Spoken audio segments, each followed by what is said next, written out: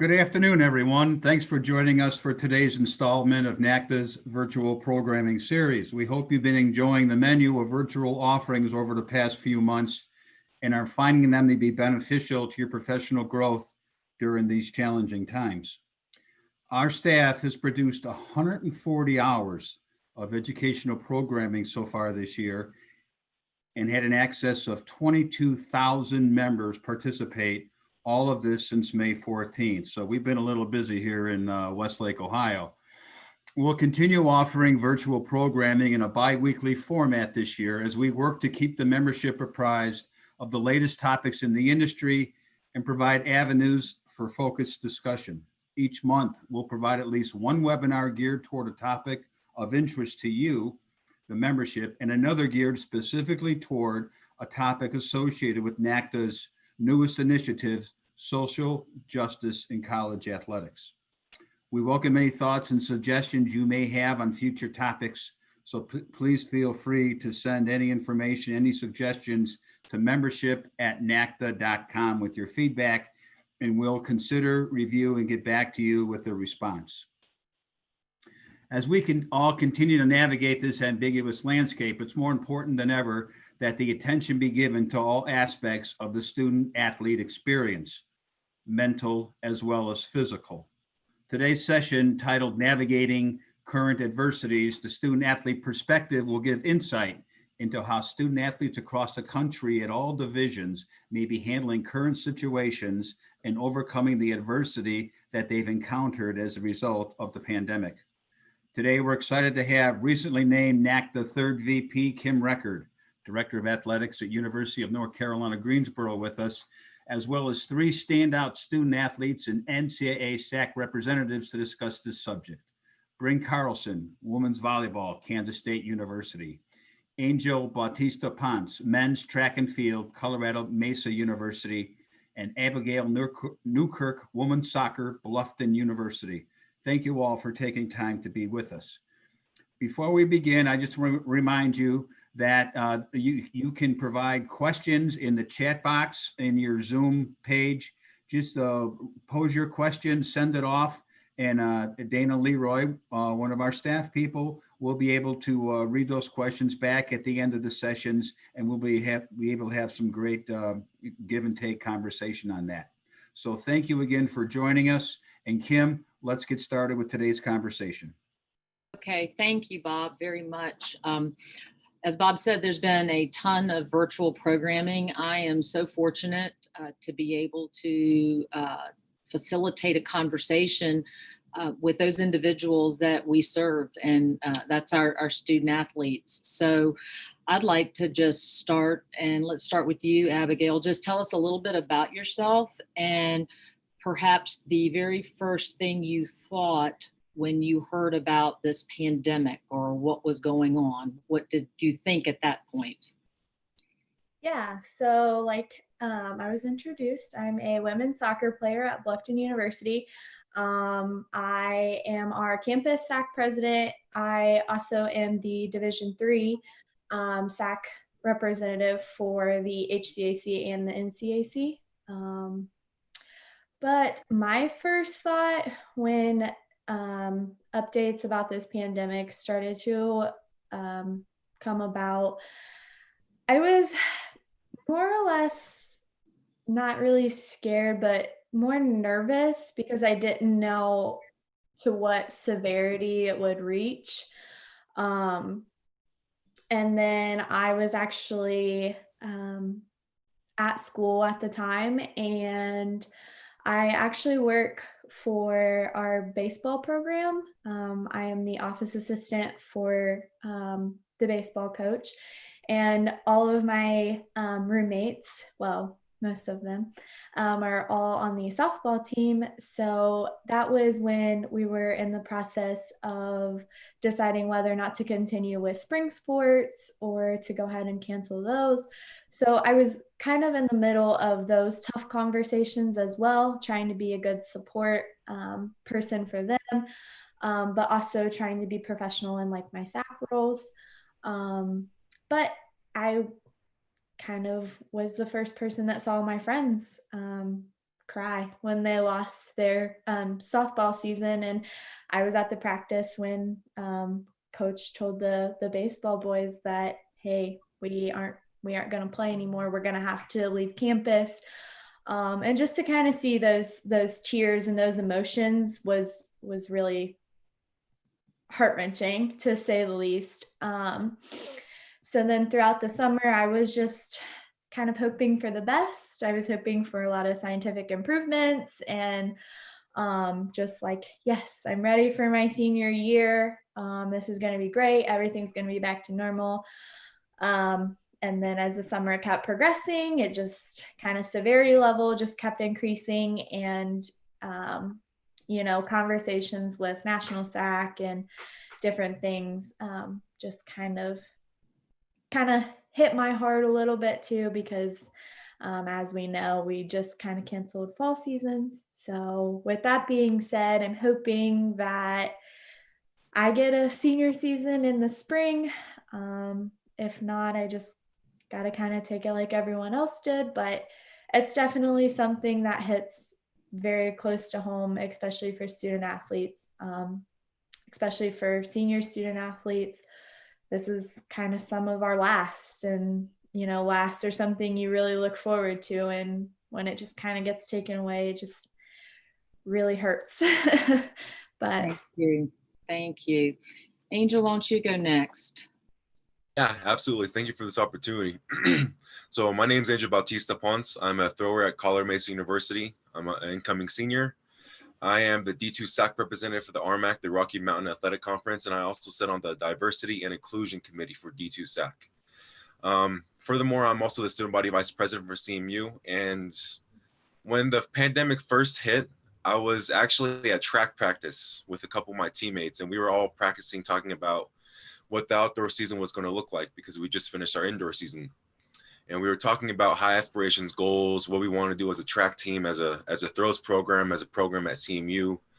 And it was really interesting because there was a lot of seniors with us in that group, in that center core that we had. And they were talking about wanting to qualify for nationals, wanting to place top 3 for conference, and being able to break new PRs, set new records, break the CMU's throws records. And we were training and everything and when we first heard that things were going to go down south and things were going to get canceled, we were in the weight room as well.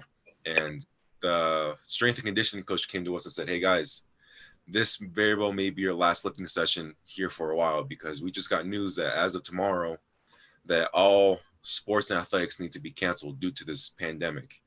And when it first hit me, I was just sitting there in the weight room with a couple of the seniors, and we sat there and thinking, look, this really sucks. There's no other way to put it, but we just have to hope and pray that we get a season back and be able to really go forward and be able to put our best foot forward, be optimistic, knowing that just because this season's over doesn't mean that next season is necessarily over either.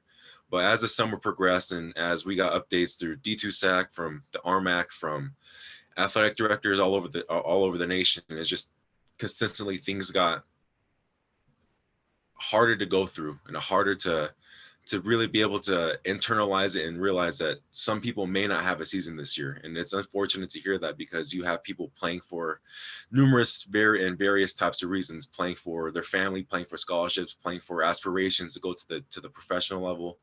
And it's just heartbreaking to see that something that we have worked for so hard for the past 10 years of how long we've been playing our sport, just to see it vanish and just be taken away from us. So it's been difficult to see all those seniors go out without having any last say or any last chance to leave everything on the field like the coaches tell us, because they didn't have the opportunity. But at this point in time, the only thing we can do is control what we can control. We can control our attitude, gratitude, and mindset. But outside of that, there's not much else we can really do. And it's just heartbreaking, and it sucks. But that's the stance we're in right now. Just got to do what we can.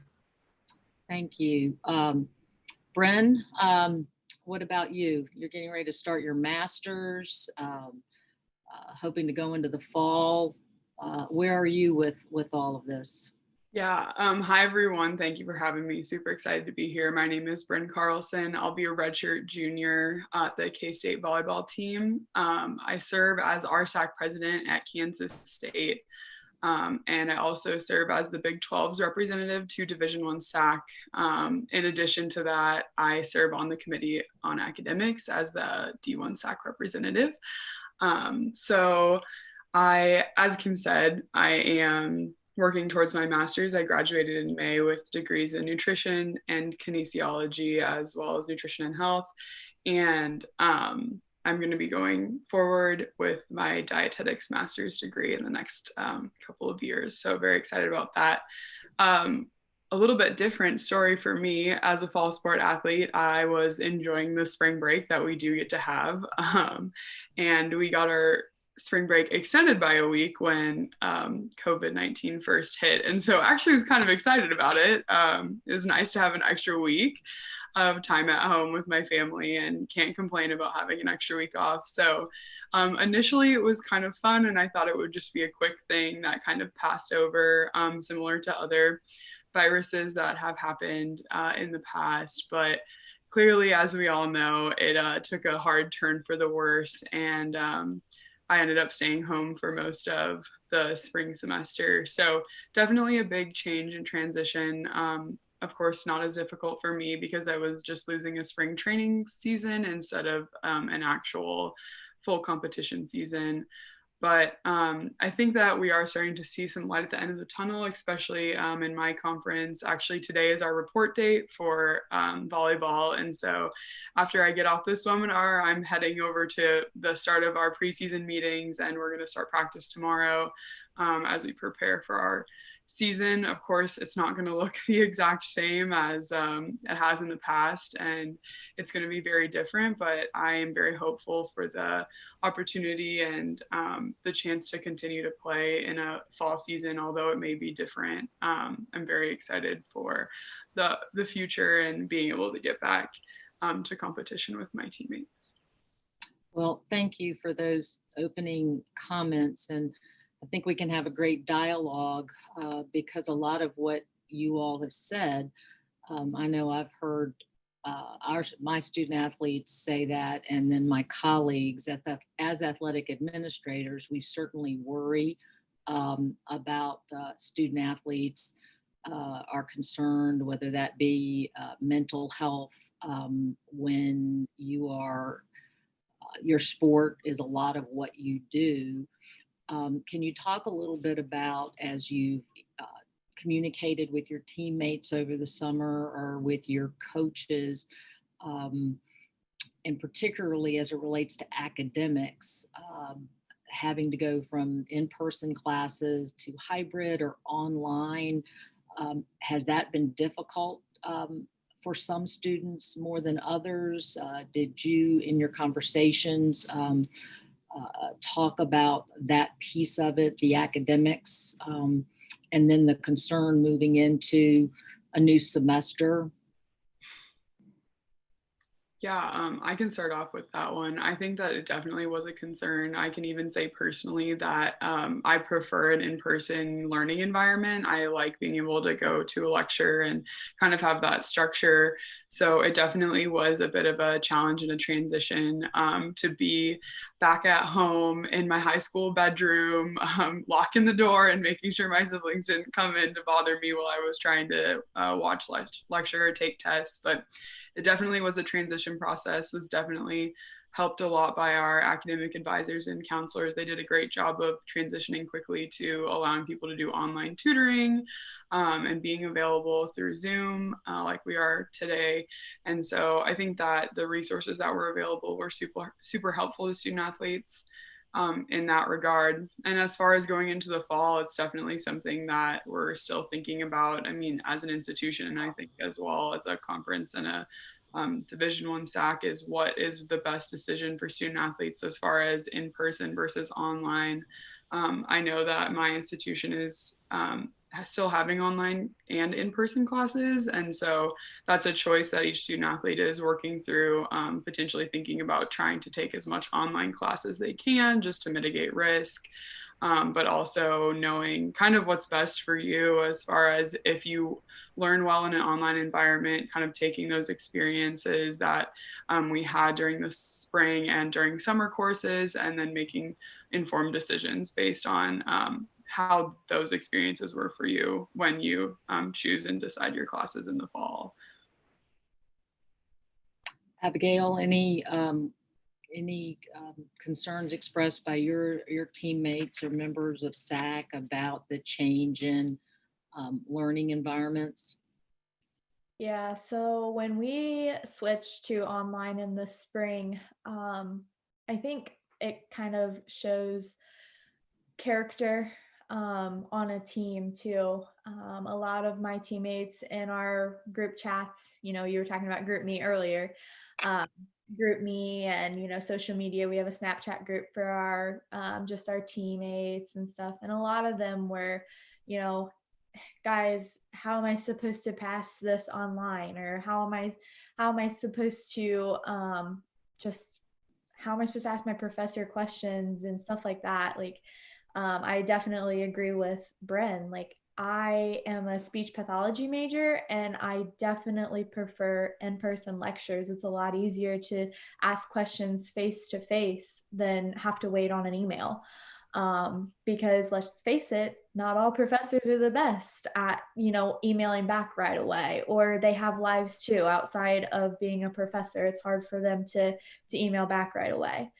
But you know, our teammates, every single time someone was down on themselves with, oh my gosh, I just bombed my first online test.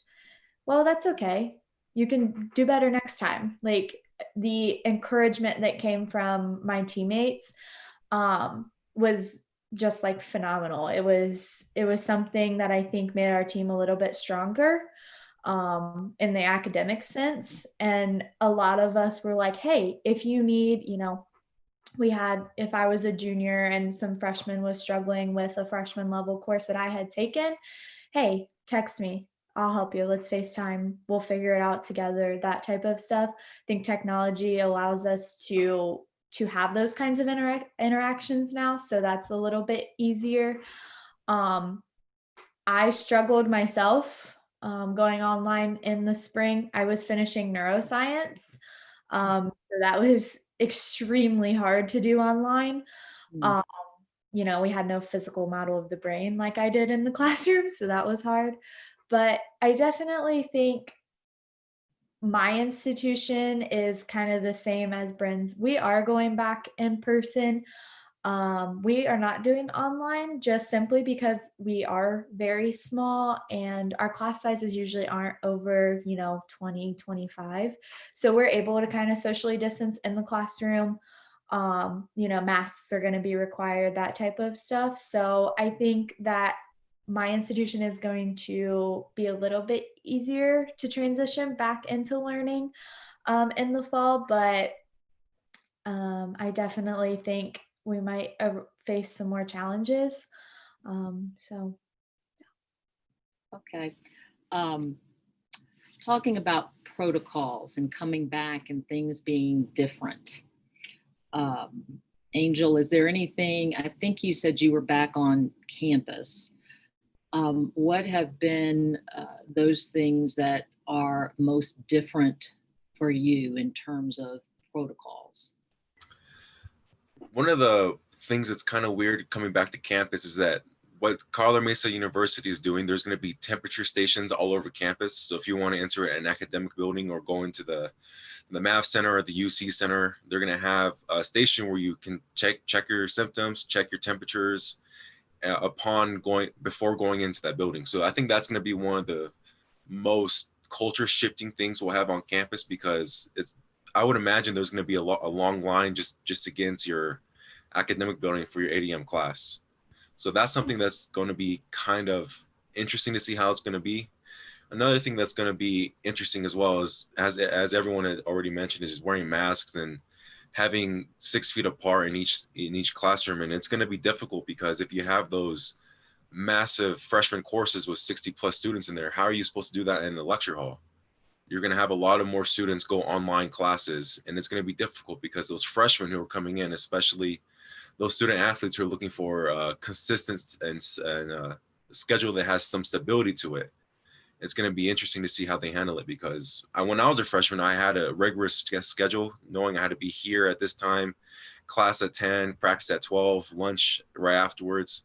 And it's when freshmen come in and they have all that flexibility and freedom, it's a little concerning to see how they're going to handle it, because it's their first time on their own, first time where they can really control their own schedule.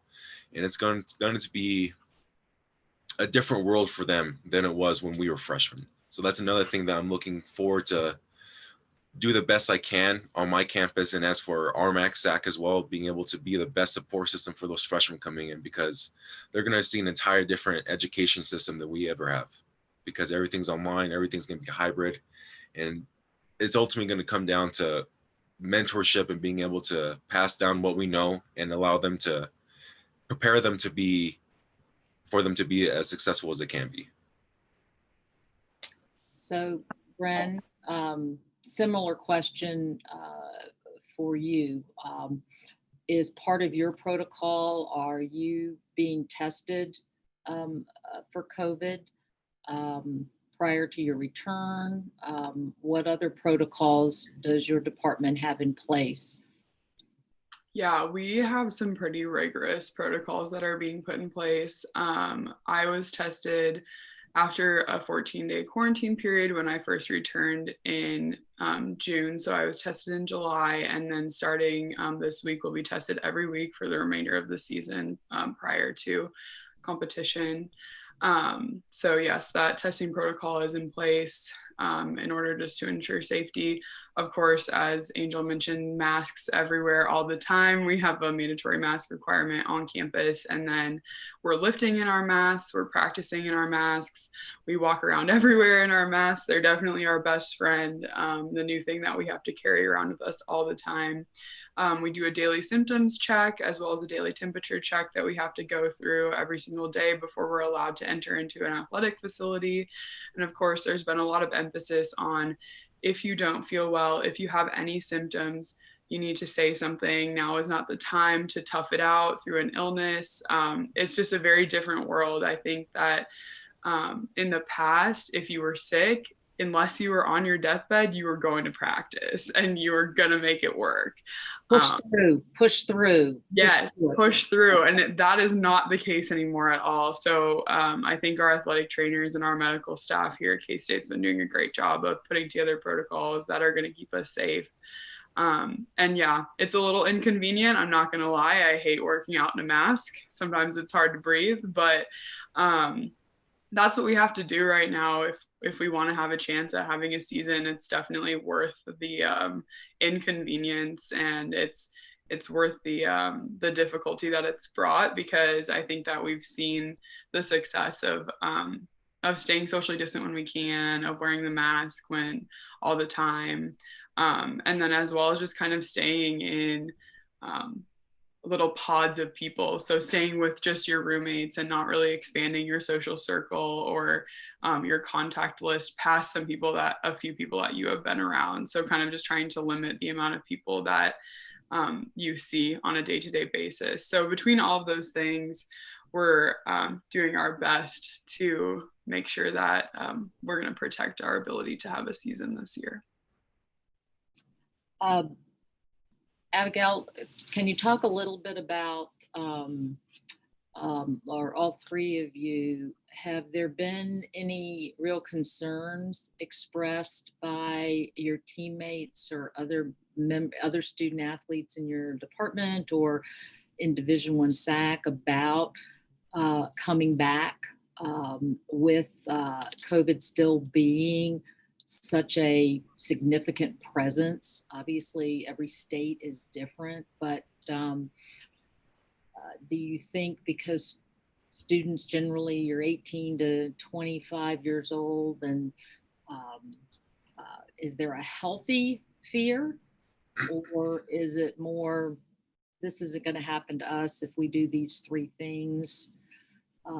What kinds of things are you hearing from teammates and other student athletes?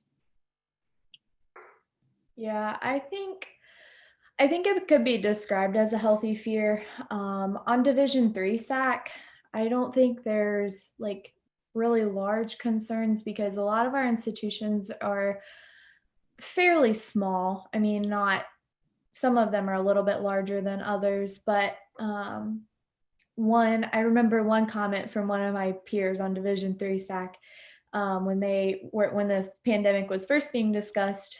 He was like, they asked us the question, would students or student athletes be willing to be tested every single day if that meant they could play their season? And I think the answer across the board is yes.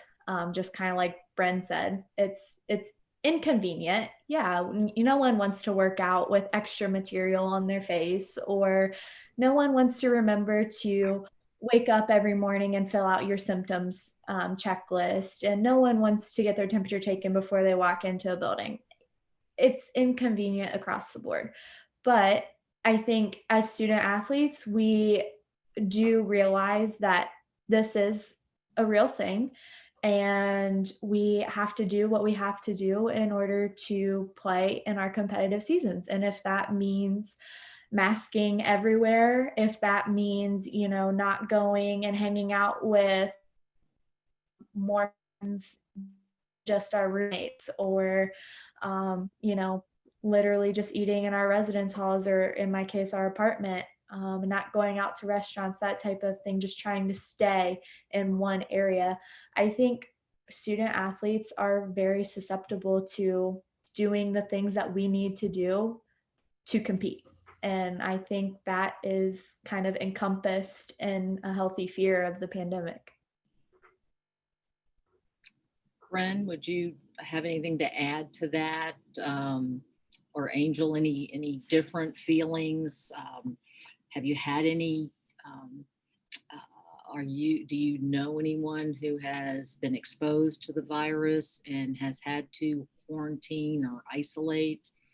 Yeah, so I can speak on that a little bit.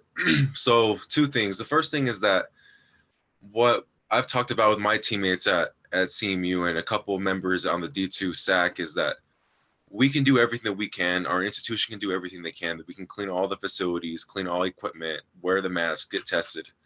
But it only takes one student athlete to not follow the protocol. One student athlete to go out to some extracurricular activity and get the virus, to come back, and then that one student can make everything else just go downhill. So it's either we're all in or we're not all in. We need to stay in the boat together. And that's the one thing that my teammates are really worried about, because CMU track and field can take care of everything on their ends, but let's say if another team, let's say baseball, doesn't take care of their stuff, then that jeopardizes everyone in the spring season, even in the fall season for the following year. So that's one thing that everyone is concerned about at my institution. The second thing is, when it comes to all the testing and everything, is just, it's difficult because there's a lot of teammates right now that I have that aren't really giving it the attention that this pandemic requires and needs. A lot of people are still going out, traveling to Florida, traveling to California, traveling out of state, just because prices are cheap. And it's unfortunate that we have to have this conversation with people, because some of my teammates have been tested positive and they still make the conscious decision to go out and travel and not wear masks. And it's just, in this scenario and situation, we need to treat it with responsibility, because it's not about just taking care of ourselves. Whatever we do, if we have the virus or if we're a carrier, will impact those around us, impact our parents, grandparents, siblings, cousins, uncles, teammates, coaches. It's much bigger than just one person. And that's the thing that needs to be communicated to everyone else in the athletic realm and even in the non-athletic realm. This is a bigger situation than we can even fathom.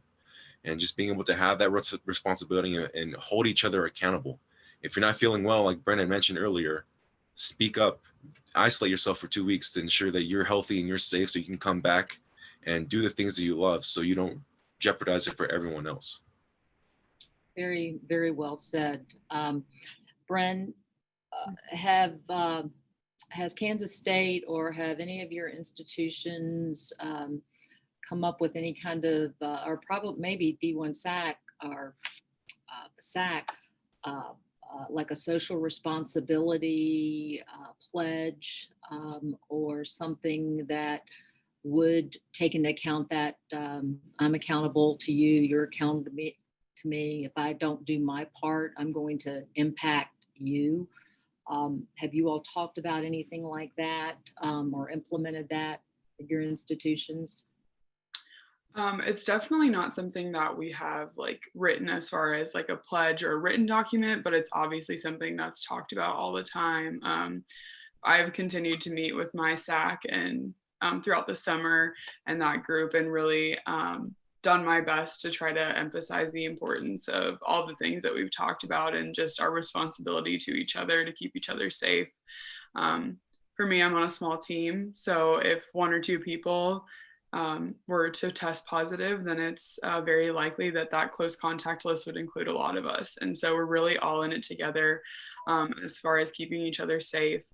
In addition to that, it is all full athletic department type thing where if the football team tests positive, a lot of them do, then that's going to, create a chain reaction and have all of us get shut down. So it's not even just about your individual team. It's really, like, as Angel said, it's about everyone coming together, realizing that we all have responsibility and being safe and, doing those three things that we've been talking about, social distance, wear your mask, wash your hands.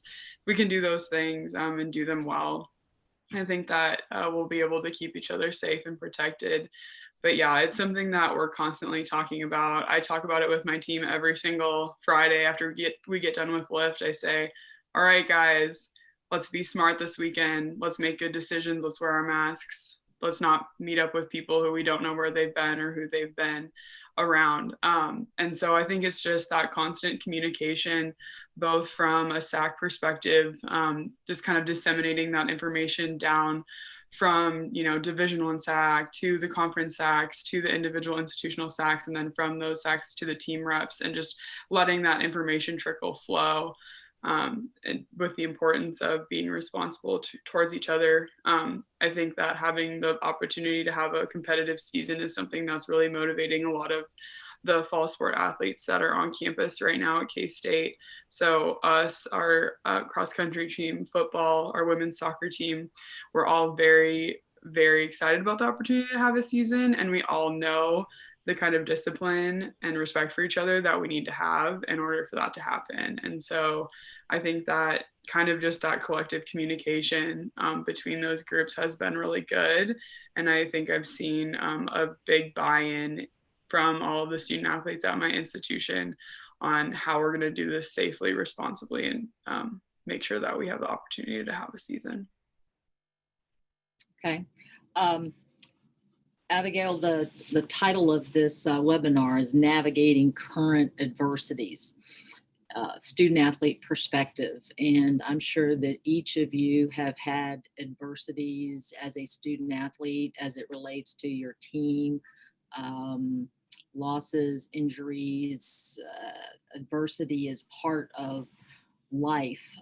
Would you say that this has been the biggest adversity that you have faced so far, and how have you personally responded to that using those attributes as a student athlete to help you get through this period of time?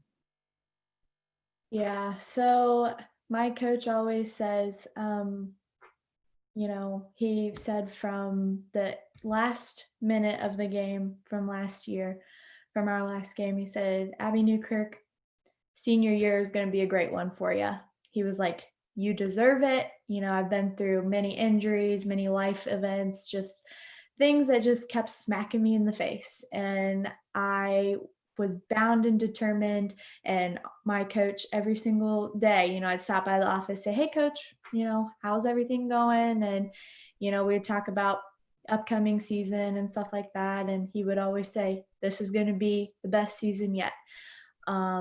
So yeah, I would say this is probably the biggest adversity, just because I think a lot of it is unknown.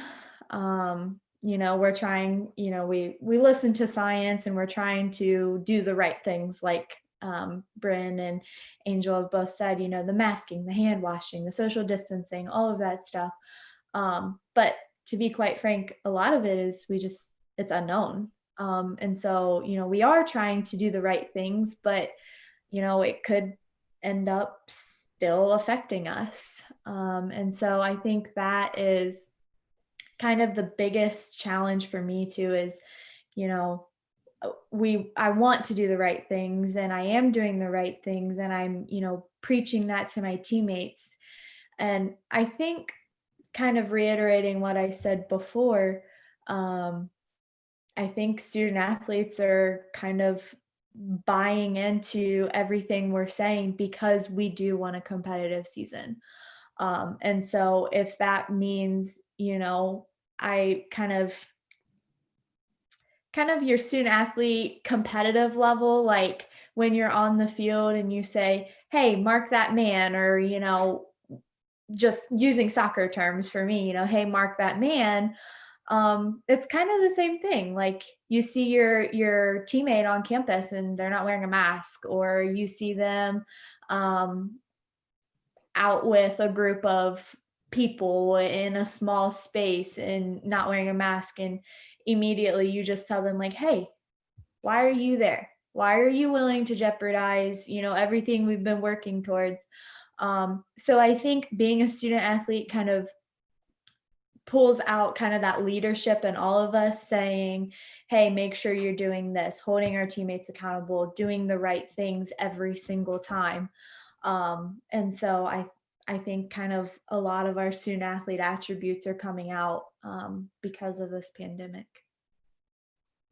Bryn, do you or Angel have anything to add to that in terms of facing adversity, or how you or your teammates may be handling it?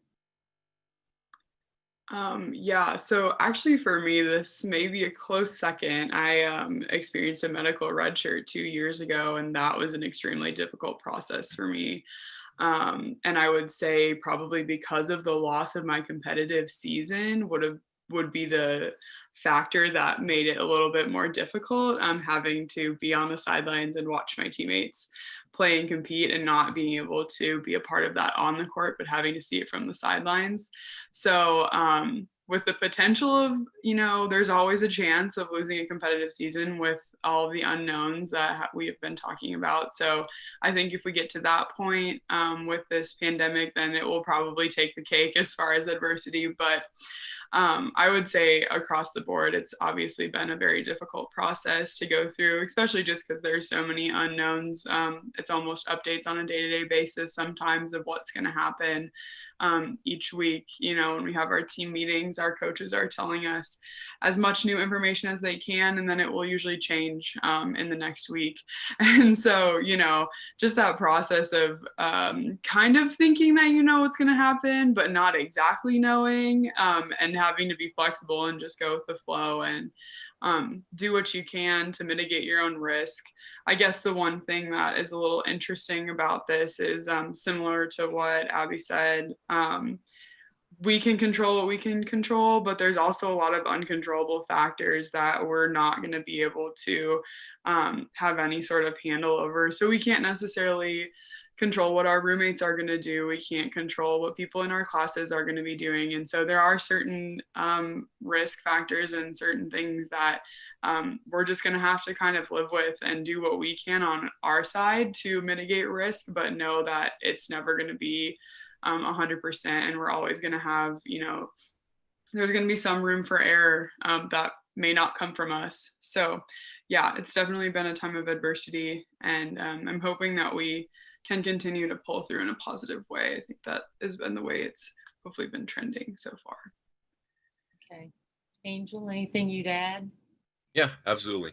So when you look at adversity, whether you tear your meniscus, MCL, PCL, or you blow your labrum or your rotator cuff, what you can do in response to it as adversity is you can do as much rehab as you can, do everything that trainers are telling you to do, get the surgery that you need. And then when you're healthy, you can come back and do extra rehab sessions, extra training sessions, technique, making sure you're healthy and be able to proceed with your season.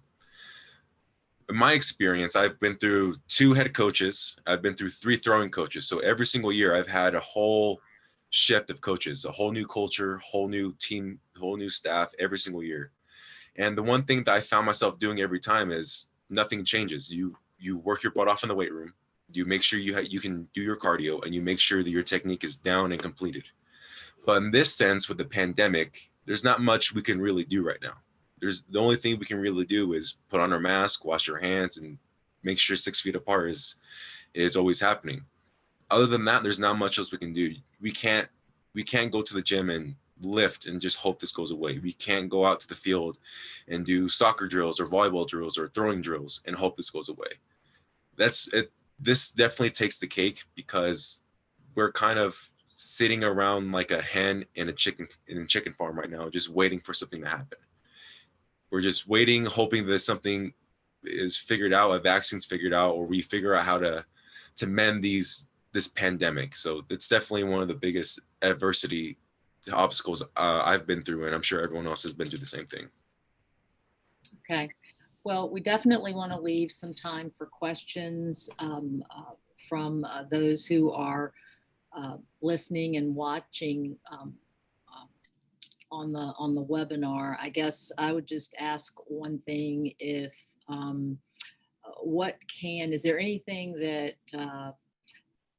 an athletic administrator, whether it be your head coach, whether it be your sport oversight, athletic trainer, athletic director, something that they could do that they aren't currently doing, that could assist with how you're feeling?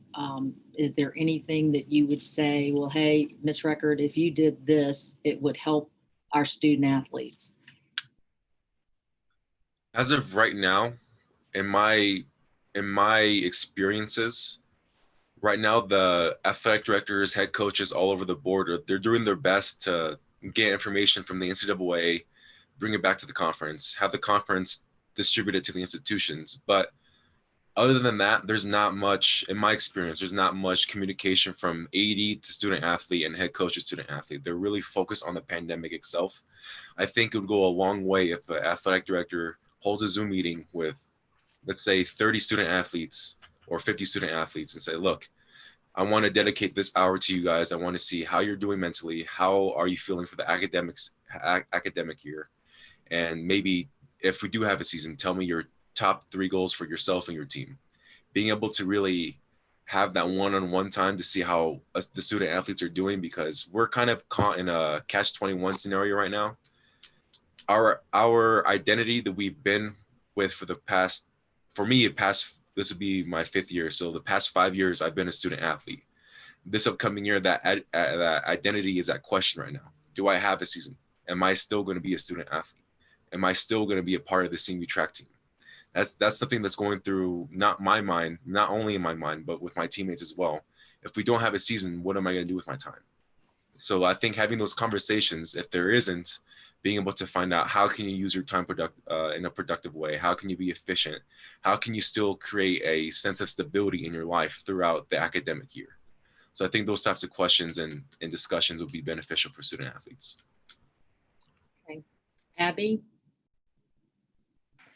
I also am in agreement with Angel. I think there was a tweet like a couple weeks ago, I think, where someone said, administrators are being asked to make decisions that are difficult, and then they're asking institutions administrators to make decisions that are just as difficult, and then we're asking young student athletes to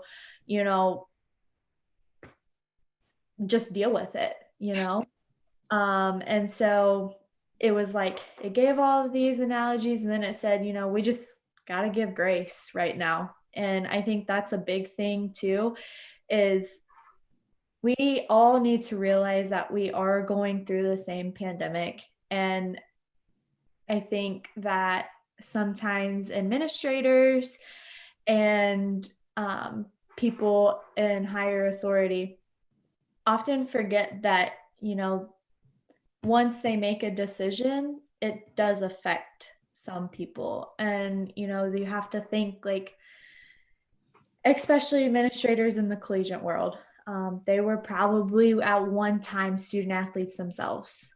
And so, put yourselves back in our shoes and think about how heart-wrenching it would be to you if, you know, you got this news that you might not have a season, or we have to cancel your season due to this. Like, just kind of put yourselves in our shoes and be that support that we need. Just kind of the same thing that Angel said, is just be there for us, whether that be holding those individual Zoom meetings with, you know, one team at a time and talking to each student athlete.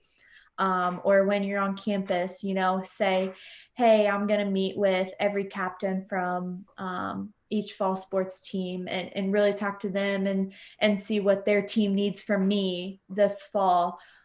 Just really, really working kind of extra hard. I know there's a lot of other things to worry about right now, but kind of going that extra mile to be that extra support person, because we really look up to a lot of administrators. Okay. Bryn? Yeah. I would say that the communication piece is extremely important. I'm very lucky at my institution that our AD has been willing to come on to all of our SAC meetings that we've had over the summer and give us updates with whatever he can, and be there for question and answer sessions. So that's been a great thing, just to provide information to those leaders from each sport, and then therefore provide information to all student athletes. He's also been super great with me, meeting with me and keeping me updated on what's been going on, just being very accessible as far as just if I have questions, concerns, things that I need to know or have questions about. He has been great with providing that information. But beyond that, I would say something that I find to be super important and sometimes does get missed, especially now, when we're talking about this pandemic and decisions being made quickly, would be including the student athlete voice in the decision-making process, and including the student athlete voice on committees at the conference level and at the institutional level.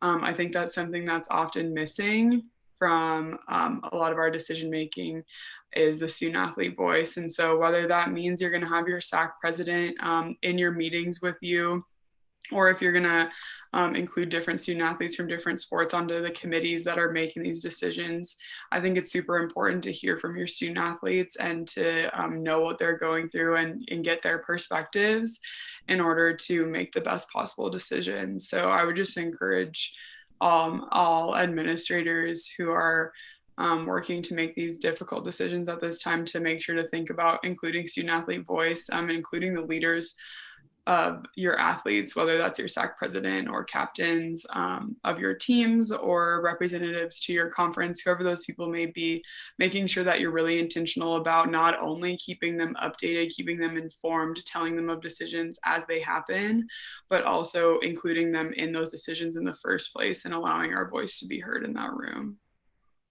Okay, I'm going to go to some questions here. And this one is somewhat related to what we just talked about. What can administrators do to open up and encourage dialogue with student athletes in regards to mental health during this difficult time? Angel, you want to start off, or? Yeah, absolutely.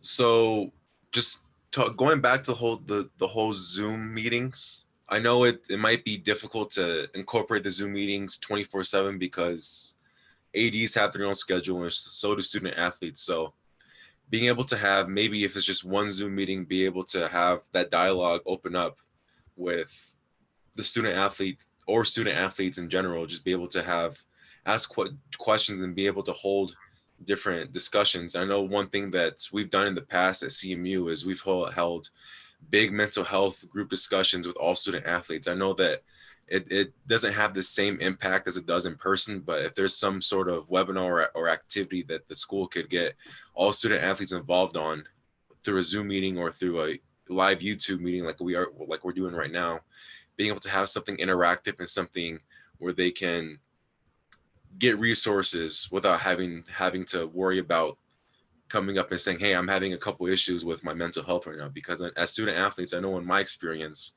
it's kind of a pride issue when you don't want to say, look, I'm having issues, because then you appear weak to those around you. I know I've definitely gone through that, and it's something that is a challenging obstacle to get over. So I think having those webinars, some sort of activity online to incorporate all those worries or conversations or questions that students may have, and it's an ongoing discussion too. It's not just a one-time thing where you check the box. Being able to have those discussions with the student athletes and having the student athletes have something of substance to talk about with their teams, with the captains facilitating something on Zoom. Okay. Question. There's a question, how do student athletes tolerate quarantine periods? And that many student athletes are very anxious about isolation, lack of opportunities to work out. Bryn, do you want to speak to that? Yes, I can. I did go through a 14-day, actually ended up longer than 14 days, quarantine period before I was first tested when I returned to campus in July. And yeah, just to be completely honest, it's super hard. I am a very social person. I like to be able to go see my friends. That's the way that I recharge, and that gives me life, is being able to be with other people. And so being isolated and only being able to see my 2 roommates and then our nutrition staff when I would go pick up my meals, it was really difficult. What helped me through that was, first of all, being in class and having something to kind of distract me, but also knowing that I was doing it for a purpose, and knowing that at the end of the quarantine would be the opportunity to practice and compete with my team again. As far as working out and the lack of opportunity, that was probably the biggest barrier for me, was that I was lucky enough when I was at home to have kind of a little makeshift garage gym that my parents put together. So I was able to do some sort of workout, with weights and stuff like that, and run around my neighborhood. But that's not something I had any access to once I came back to campus. And so we really just had to get creative, did a lot of body weight workouts. There's lots of stuff online. Ran a lot just throughout the neighborhoods, because that's something you can do, safely and outside. So yeah, you do have to, I think, account for the fact that once you go through that 14-day quarantine period, you're likely going to be a little bit more deconditioned than if you wouldn't have done that, because you're simply not going to get the same level of workout by doing a body weight workout and by running. It's just not the same, and it's never going to be. So I would say keeping in mind that you're going to have to kind of transition a little bit more slowly than you maybe normally would when you come back into team workouts and team practices, and making sure that the coaches and the strength coaches know that and are aware of how to transition them properly. And then as far as isolation, one thing that we did was we spent a lot of time on FaceTime with each other. I spent a lot of time on FaceTime with my family. So just trying to connect in ways that we're safe, but still able to kind of at least have some of that human connection. And so even if it's that as simple as maybe facilitating some activities for your athletes that can be done at a distance, in order for them to have some of that social interaction that you miss during a quarantine period. But yeah, it's difficult and it's hard, and you kind of have to focus on what the end goal of the quarantine is in order to make it through. That's for sure. Abby, would you have anything to add to that? I was just wanting to reiterate kind of what Bryn said. I think technology has really advanced, and I think it's to our advantage right now, because when you do have to go through the quarantine process and isolation, and especially kind of what we were talking about earlier, when we're back on campus and we can't go hang out in large groups of people and stuff like that, technology unfortunately is our friend right now. And so making sure that you're still getting that interaction through FaceTime. Like our institution, we're not allowing campus visitors. So, our parents can't come see us, that type of thing. They're heavily encouraging not to go home on the weekends, that type of stuff. And so unfortunately, FaceTime and, Zoom meetings and stuff like that is going to be kind of our form of communication with other people for a while. And so I just kind of wanted to reiterate on that and saying, you know, technology can be your friend right now, and it's okay for it to be your friend. Well, we've got a couple of minutes before we end, and what I'd like you all to do, because you have an audience of, I don't know how many people, but actually it says 126, but that may or may not be accurate. If there was one message that you could leave us with, and there are probably athletic directors, academic support, athletic training, all of those services that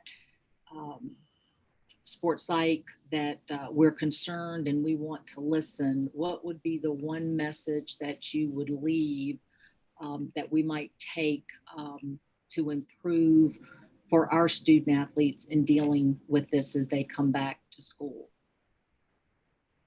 Angel, you want to start? Yeah, absolutely. So the one thing that I would leave with you guys as a message is that we're all in this together. The one thing that always stuck to me, this is a saying that our CMU lacrosse team had this last season, the season before, which is stay in the boat. Don't fall out the boat. Just stay in the boat. Stay in the boat with your teammates. Stay in the boat with the coaches. Stay in the boat with the athletic directors. Stay in the same niche. Stay in the same group, because we're all on the same common goal towards the same. We want to have a season. That's our goal. We want to be safe and have a season. But the moment people start falling out of the ship is where things starts going downhill. So being able to hold each other accountable, making sure your teammates or coaches or friends don't fall off the ship, being able to hold them in the boat together so we make sure we get across the sea safely. I like that. Stay in the boat. Stay in the boat. Stay in the boat. Abby? I would have to completely agree with Angel. I think kind of what we said earlier with everyone has to be on the same page. We're all reaching for the same common goal right now, and that's to compete. And if that means doing all of the little things correctly every single time, even though it might be an inconvenience, even though it's gonna get annoying, please just encourage each other. And if we have coaches on here, encourage your captains, and captains encourage your teammates, and teammates keep encouraging each other that this is what we have to do right now. And this is going to be our new normal for at least a couple more months, maybe even longer. So just keep encouraging each other, keep holding each other accountable, because this is our new norm for now. And this is what is going to allow us to compete in the end. So I would just, last little line, wear your masks. Bryn, you have 30 seconds because I see Bob is back on, which means we're right at our time. So what do you want us to know? I'll try to keep it quick. I would say accessibility and communication are key. Communicate with your student athletes, include them in the decision-making process. Make sure that your student athlete leaders feel like they have access to you, and that they can ask questions and that they can be a part of this process, because it's obviously all just crazy and new to all of us, and we're all trying to kind of get through it together, as we've been talking about. But yeah, include your student athletes and make sure that you're communicating with them, and that they feel like they have access to you and they have the ability to ask questions if they need. Well, thank you all so much. You all are terrific. A good luck to you. And I'm going to turn this back over to Bob. Thanks, Kim. Thank you again, everyone. Your comments were wonderful, very positive, and I know it will leave an impact with all of our administrators. Angel, Bryn, Abby, thank you again for your time. Good luck, whatever this season brings to each of you. Good luck. Kim, thank you so much. Great job as quarterback. And as Angel said, let's all stay in the boat. Stay in the All boat. right?